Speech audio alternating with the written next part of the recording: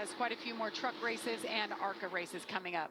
All right, Gio Ruggiero, William Sawalich once again side by side as we go green once again. Sawalich took the inside. He got the lead from the outside on that last restart. Lamar Scott all over him. I think these guys have to take a real hard look at that outside lane being favored here for at least the leader. You know, the bottom lane is going to be the preferred lane coming up, you know, throughout the laps as we see teammates racing there in the background.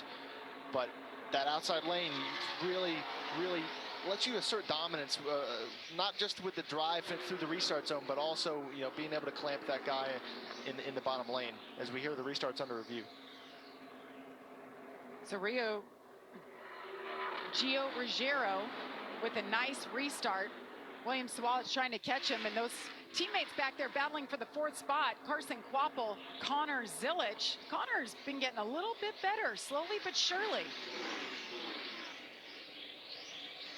I think as these laps have gone, I think what if it's the guys have all had a chance to improve the race cars, but they're all being a lot more disciplined on the bottom.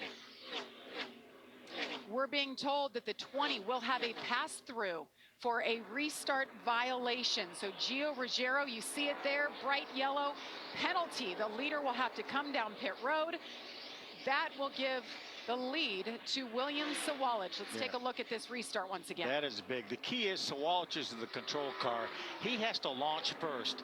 In the ARCA officials' eyes, he did not launch first. You see the 20. It doesn't matter that he beats him to the start-finish line, but they felt like the 20 launched a little bit before the 18, and that's why they will penalize him and make him come down pit road. But that's going to be crushing for that team. I don't even know, can he get back out and only lose 1 lap, Austin, or do you think he's going to probably lose 2? I think he'll lose 2 or 3. Yeah, this is a brutal place to actually stop under green. But yeah, I mean, his chances of winning today's race is pretty much over with having to stop under green. So I don't know if they're arguing it or not, but obviously the problem is, you know, does Sawalich not go and the 20 goes? Caution on the racetrack. We've got a caution out right on the start finish line. Amber Balcaen with a big hit. Had others involved as well. Christian Rose. Significant hard into contact. the wall. There was a fire. You could see the back of his race car. He was on fire right in front of our booth. And they had just given the black flag to our leader who hadn't yet served that penalty. That's a huge break for the 20 car, but obviously, you know, hard hit here for Christian. Glad to see he's popping out of this thing. As you mentioned, a huge break for Ruggiero. If they black flagged him, that doesn't mean they're not scoring him anymore. If they put a black flag with a white cross on it, that would mean that they are not scoring him anymore. So he should be able to come down pit road. They may even stop this race. It's a pretty narrow straightaway here, and obviously tough for the safety crews because the banking is so high here. Only 2 cars involved, it seems like. Let's see what happened here. Watch right side of your screen. Oh, front tire issue for the 32, and then Amber comes off the corner and just avoids Christian Rose, but unfortunately the self-cleaning banks is going to put her right into the inside safer barrier.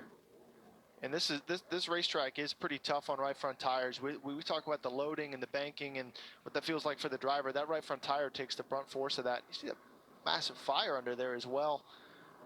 That was a massive hit for Christian Rose. Huge hit off of 4. And Amber did a great job avoiding Christian Rose again, because she's all in the throttle, come off the corner, and all of a sudden there is a car that's in the outside wall.